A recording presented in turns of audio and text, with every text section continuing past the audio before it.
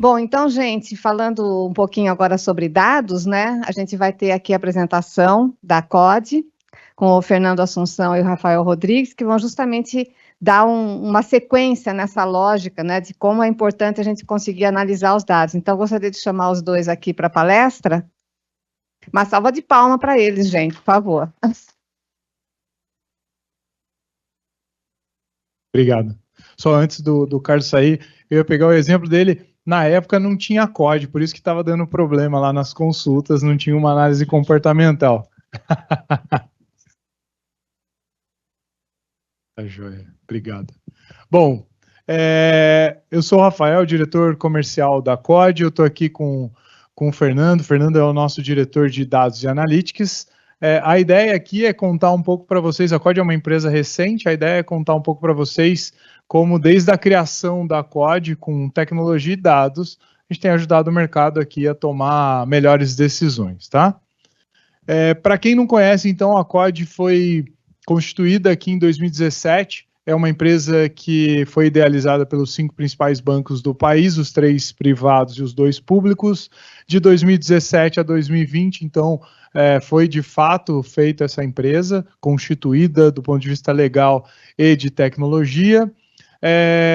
Em 2020, daí ela começou a operar, já trazendo novas informações para o mercado de decisão. Até então, um mercado que olhava muito passagem e informações negativas, a COD vem trazendo, já em 2020, informações positivas, ainda focado em 2 grandes pilares, crédito e cobrança. Tá? 2022 tem a entrada da LexisNexis como um sócio aqui da COD, fortalecendo um outro pilar que não só crédito e cobrança, mas o pilar de fraude também. Muitos de vocês conhecem a empresa ou alguma empresa do grupo e que tem um know-how enorme aqui em fraude, então constitui aqui um outro pilar. A partir desse momento a COD passa a atuar não só com crédito e cobrança, mas também crédito e cobrança em fraude. 2023 tem uma expansão aqui de dados, e aí tem uma fala do Carlos aqui muito importante. A COD não tem aqui expectativa, e alguns de vocês são clientes ou já teve algum contato aqui com a COD. A gente não tem expectativa de ser o único provedor de soluções, a gente entende muito bem a nossa posição. Com isso, a gente tem feito aqui grandes parcerias. Eu trouxe aqui 2 exemplos, B3 e Núclea, são parcerias que a gente entende complementares ao que a gente tem dentro do nosso portfólio, com o objetivo de fornecer soluções mais completas para o nosso cliente. Então, é um pouco o nosso espírito dentro da COD ali. 2024, a gente consolida de vez, se consolida ou se posiciona de vez no mercado antifraude. Final de 2023, início de 2024, com a resolução 6, fazendo toda a gestão desse processo da base RUFRA, toda a base que transaciona no país aqui. Boa parte do mercado está sob a nossa gestão, que transaciona e tem apontamentos de fraude. Então, de fato, ali no início de 2024, a gente se posiciona como um grande player dentro desse mercado. Tá? Isso é um pouco de história, para quem não conhecia a COD, então, de forma bem resumida, o que é a COD. Passo a bola aqui para o Fernando agora, ele vai entrar um pouquinho mais em detalhes, qual foi essa evolução aqui, olhando para dados e tecnologia. Legal, obrigado, Rafael. Aqui a gente tem um pouco das etapas para uma decisão. A apresentação a gente vai acabar tendo um viés muito mais para crédito, mas aqui ela é mais abrangente. Quando eu estiver falando de crédito, pode se aplicar aqui antifraude, cobrança, CRM. Então, aqui a ilustração, começando aqui pela direita do slide, quando a gente toma uma decisão que está por trás, que o Carlos comentou, é uma política de crédito, uma definição de como eu uso o score para os produtos analíticos, sejam eles scores, inferências ou propriamente segmentações, né? Esses scores, o que está por trás é a aplicação, né, das técnicas de machine learning, inteligência artificial. Para aplicar essas técnicas, a gente usa um conjunto de dados já preparados, então a gente parte de um conjunto de dados que a gente trabalhou, que a gente tentou extrair ao máximo através da construção de features, de atributos, e o que está por trás ali disso tudo é a matéria-prima, que é o conjunto de dados. Cada um desses blocos dá para render aqui uma série de discussões. A gente vai entrar mais no detalhe da evolução e do mercado que tem acontecido com os dados brutos, né? fica muito claro toda a questão de novas técnicas, tanto para preparação de dados, como para modelagem, o avanço da inteligência artificial, e isso tudo também é algo que a COD procura entrar, e a gente também tem material sobre isso. Aqui, especificamente, a gente vai mostrar um pouco dessa relevância da matéria-prima. Quando a gente está falando desses dados brutos, tem algumas perspectivas que a gente tem que olhar para ver se um conjunto de dados de fato tem valor para aquela decisão. De fato, melhora a minha decisão de crédito aqui no caso. O primeiro deles é a relevância, né? Então, não adianta você ter um banco de dados grande se ele não estiver correlacionado com a decisão que você busca tomar, né? O segundo é a diversidade. Muitas vezes é melhor você ter dados ortogonais, ou seja, no sentido de um complementando o outro, pouco correlacionados entre si, do que necessariamente dados que isoladamente são fortes. Muitas vezes combinando, essa combinação não traz o mesmo ganho. Então essa questão da diversidade, ela também é importante. O próximo é a estabilidade, e aqui sempre é um desafio. O que é um dado estável, qual que é o mínimo de estabilidade e consistência? A gente tem um universo de dados hoje muito mais amplo e disponível para todos tomarem essa decisão. Começando na parte aqui inferior, quando eu pego rotativos, parcelados, consórcio, cartão de crédito, tudo isso compõe a primeira leva do cadastro positivo. Então, o cadastro positivo, inicialmente, na verdade, o cadastro positivo, ele é uma lei de 2010, mas que até 2020 pouco se usava. Justamente porque até 2019, o modelo de negócio do cadastro positivo era o opt-in, ou seja, está todo mundo fora do cadastro positivo, e caso alguém queira participar e que seus dados sejam utilizados para uma decisão, ele precisava solicitar a entrada dele, né? A partir de 2020 isso muda, coloca a questão do opt-out, e aí acontece a inversão. Hoje, na prática, está todo mundo dentro do cadastro positivo, e quem não quer fazer parte tem o seu direito, isso é respeitado, e solicita ali a exclusão dos seus dados dentro do cadastro positivo. E nos dois cenários, a inércia que mandava. Então, se até 2010, até 2020, cerca de 5 milhões apenas de CPFs tinham dado consentimento para fazer parte do cadastro positivo. Hoje é o contrário. Hoje a gente tem informações de mais de 130 milhões de CPFs, e aqueles que pediram para sair não somam 400 mil aqui, né? Então, ou seja, a grande população está dentro hoje do cadastro positivo, e aí nas suas diferentes modalidades, e aqui a gente tem uma profundidade grande. Um outro ponto é que também tem a questão da maturidade, essa questão da estabilidade, isso se reflete também aqui nessas informações. Se a gente pega 2020, o volume de CPFs que a gente tinha no cadastro positivo com informação relevante era na casa de 85 milhões.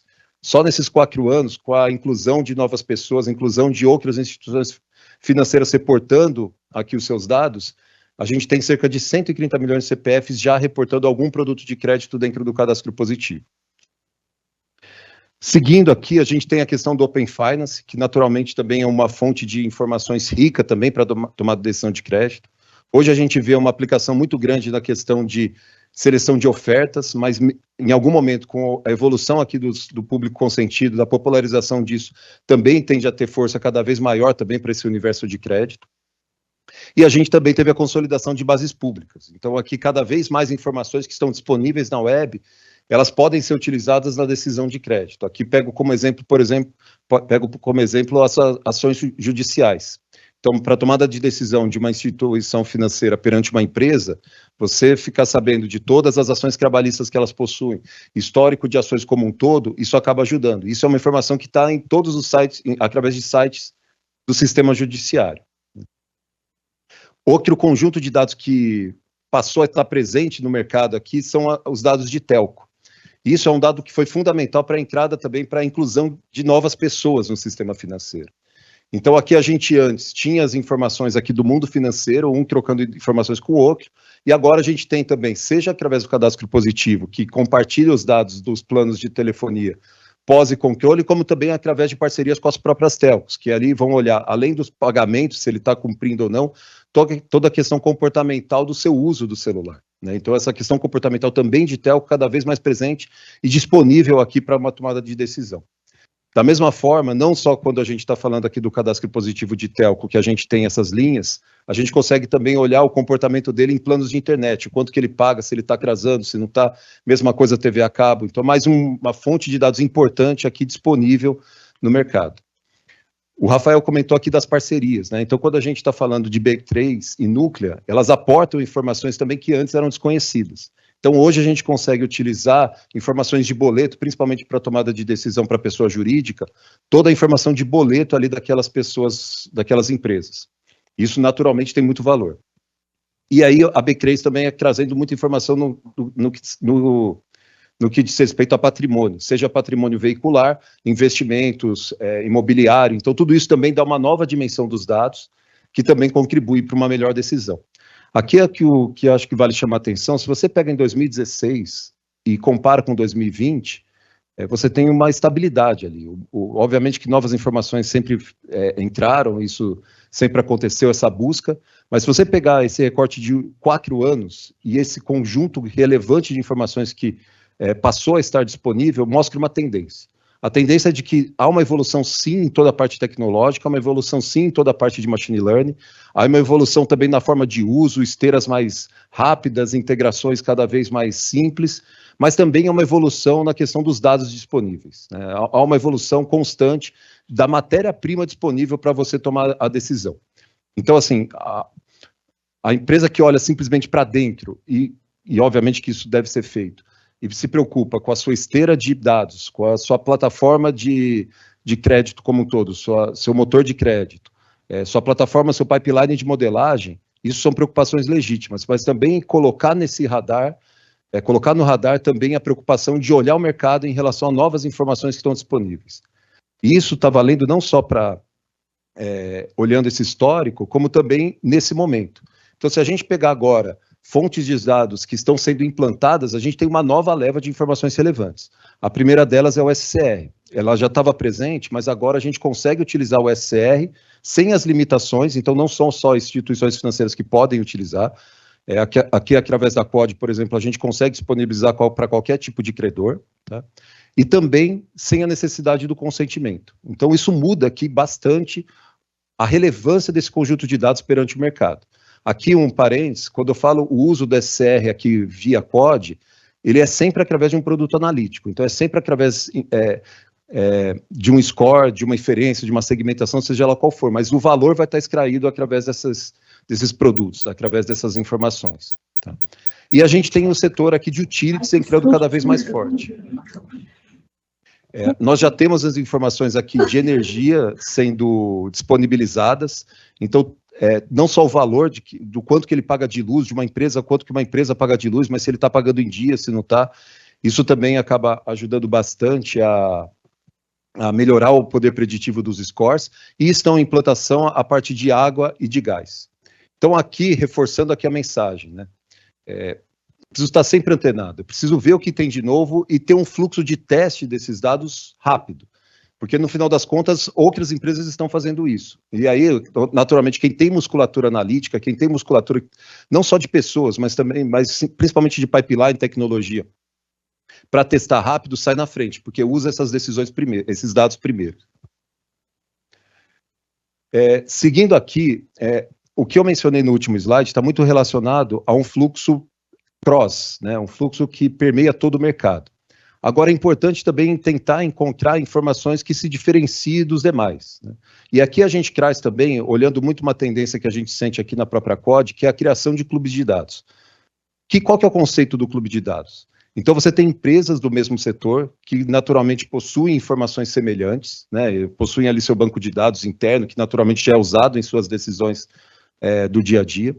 E essas empresas, esses conjuntos de dados semelhantes vão ser compartilhados através do operador. Então, cada uma dessas empresas envia dados aqui para esse operador, esse operador centraliza essas informações, aplica toda a esteira, né, de tratamento de dados, de aplicação de técnicas de IA, machine learning, e devolve para essas empresas participantes uma informação enriquecida, ou seja, um score, por exemplo, com as informações não só que ela já possui, como também de todo o mercado. Aí, se você pegar, por exemplo, as informações que aqui cada uma das empresas já possui dentro e a relevância dessas informações, imagina ter esse mesmo conjunto de dados, mas com a visão de mercado. Acho que esse é o desbloqueio aqui possível através do clube de dados. Mas isso não é trivial, né? Tem questões operacionais e principalmente concorrenciais, como que empresas do mesmo setor compartilham informações entre si. Mas o que a gente vê, e aqui da COD, a gente vê que principalmente no último ano, essas questões concorrenciais foram deixadas de lado em algumas situações. Hoje a gente tem 5 clubes de dados sendo já na COD, 2 deles já implantados, um deles é o que o Rafael mencionou, que é a RUFRA, que é o clube de dados relacionado à resolução 6 do Bacen, ou seja, as instituições financeiras enviam para a COD todas as suspeitas e fraudes confirmadas. Isso monta o banco de dados e eu consigo voltar um score de propensão à fraude, ver se uma transação qual o risco de fraude de uma transação, não só considerando as informações que a gente já tem no nosso banco de dados, como também dessa informação compartilhada de mercado. Né? Tem uma outra que são empresas de cobrança aqui, né, mais voltada à cobrança. Então, empresas compartilham ali informações que elas têm dentro de casa e a gente devolve a qualificação de um score, um collection score, com um poder preditivo muito superior àquele que teríamos se utilizasse só as informações do slide anterior. Né? Além também da questão da qualificação do CPC, né? Qual é o dado de telefone, de e-mail que é mais quente para cada cliente. Então aqui são dois clubes de dados já operacionais na COD, né? Que a gente faz toda essa centralização, coloca a nossa inteligência, coloca a nossa tecnologia para voltar essas informações, esses produtos analíticos potencializados. Mas aqui não é trivial, né? Quando a gente está falando da construção de um clube de dados, tem alguns pontos importantes que a gente tem que superar. O primeiro deles é a questão de governança. Como eu mencionei, a questão concorrencial é um problema. Como é que eu vou garantir que eu vou mandar um conjunto de informações, todo o conjunto de informações que eu tenho dentro de casa, e eu vou receber da mesma forma e garantir que os demais estão fazendo a mesma coisa? Então, esse operador tem que dar clareza, tem que deixar muito explícito para todos o que cada um enviou e qual a qualidade daquele envio. E mais do que isso, ter regras de uso muito claras. Num cenário de clube de dados, quem é o dono do dado não é, no caso aqui, a COD. Sempre são os participantes, sempre são os contribuintes. E eles determinam como esse dado vai ser usado, quais informações vão poder ser construídas a partir desses dados. E para quem? Aqui a questão do clube de dados é muito no modelo give to get, ou seja, eu só recebe a informação, no caso aqui do Collection Score, só recebe esse Collection Score quem contribuiu. Os demais, o clube pode decidir ou não, seja para monetizar seu dado, mas isso fica sob governança, quem decide são os participantes, nunca o operador. Então, toda essa parte de governança é importante você ter muito bem registrado quais são as regras aqui para a utilização. Além disso, tem a questão do embasamento jurídico. Quais dados podem ser compartilhados, em que formato, como é que eles podem voltar para você. Então, aqui também a gente precisa de um aconselhamento de pessoas, né, de um time jurídico familiarizado com esse tipo de situação. E, naturalmente, a capacidade analítica e operacional. Né? De nada adianta compartilhar um dado rico se você não tiver uma esteira ali relevante para a extração do valor daquele dado. Tá? E aí, assim, quando... Nessa linha dos dois clubes de dados que já estão operacionais, a gente está falando no aumento do poder preditivo de mais de 30% em relação ao cenário base. Então, esse conjunto de dados aumentando aqui a capacidade de entender quem vai pagar e quem não vai, quem é fraude e quem não é. Né? Então, aqui o poder preditivo é o que regula e esse clube de dados acaba ajudando nisso. Dado esses dois cenários, né, não só a evolução natural do mercado, como também essas buscas de informações alternativas, a gente acaba estando num cenário no qual novas informações estão disponíveis todo mês, todo trimestre, pelo menos. E aqui a gente traz o gráfico compartilhado com um dos nossos clientes, né, que a gente fez em conjunto com um dos nossos clientes, no qual a gente comparou, um score de crédito, e aqui a gente comparou o modelo tradicional foi feito lá em 2022, final de 2022, e eu estou aplicando esse modelo mês a mês, que é o que a gente chamou aqui de modelo estático, que é a linha em cinza aqui. E aí eu estou vendo o poder preditivo que esse modelo está trazendo. No caso, a gente exemplificou com o KS, mas aqui é aplicável para qualquer outra métrica, né? Curva ROC, Gini, seja lá o que for. Então, se você olhar só a curva em cinza aqui, você parece estar bem, né? Não tem uma oscilação, o modelo não passou de 34, foi para 25, teve uma queda nesse poder preditivo. Você olhando isoladamente, você entende que você está com um modelo ainda estável e apto para uso. Em paralelo, a gente construiu através de um processo de continuous machine learning, a gente foi atualizando esse modelo, né? Então foi construindo cada mês novos scores, e não só a questão do novo score pelo score, mas também aportando as novas informações que ficaram disponíveis naquele período. E aí a gente consegue ver, principalmente nos primeiros 6 meses, ainda as curvas se aproximam, mas depois disso você começa a abrir, ou seja, o segundo semestre de 23, a gente já passou a ter informações que são muito relevantes, e quem não se atualizou ali, deixou de ter 8 pontos de KS, que naturalmente se convertem aqui numa distinção financeira importante, num ganho financeiro importante. Então aqui vem, acho que a outra principal mensagem. Não adianta você ter dados novos, não adianta você ter tudo isso se você não consegue usar, se você não consegue testar. Sua política de crédito está engessada.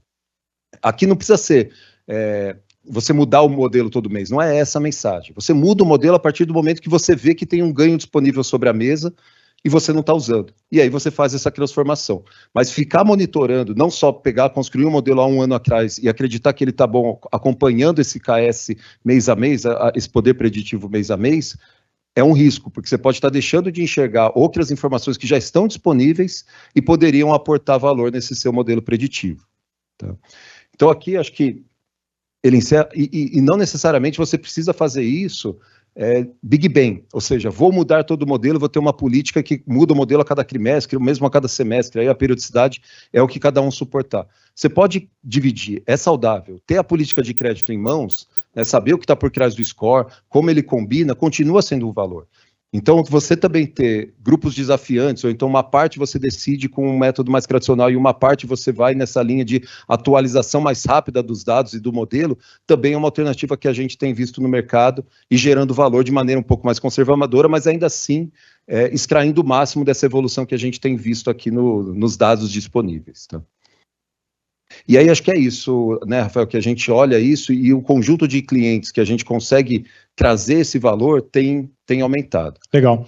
Bom, acho que ficou claro como a gente evoluiu, então, em termos de dados aqui dentro, o que tem, o poder é muito grande aqui, obviamente que a gente consegue extrair N produtos aqui para N segmentos, então não só, a gente fala muito no nosso mercado, muito de crédito, cobrança e fraude, mas dado o conjunto de informações que a gente tem aqui dentro, a gente tem a capacidade de entrar em com qualquer produto aqui, vocês viram a infinidade de informações que tem dentro da COD hoje.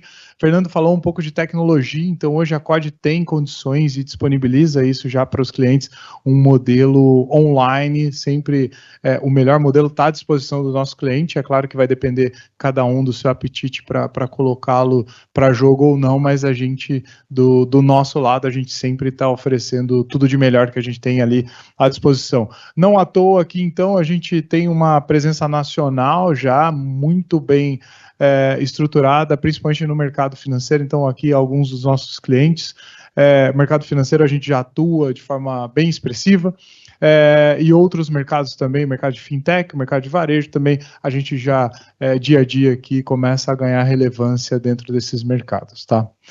Bom, era isso, aqui está o meu contato, para quem quiser, nós vamos estar aqui o evento todo, quem quiser pegar o meu contato, se quiser se aprofundar um pouquinho mais em alguma solução, ou enfim, entender um pouco com mais detalhe de algum assunto, queria agradecer aqui, então, Regina, o Fintech View, por mais esse convite, acho que é um orgulho nosso aqui participar de novo desse evento, um evento tão relevante para o segmento.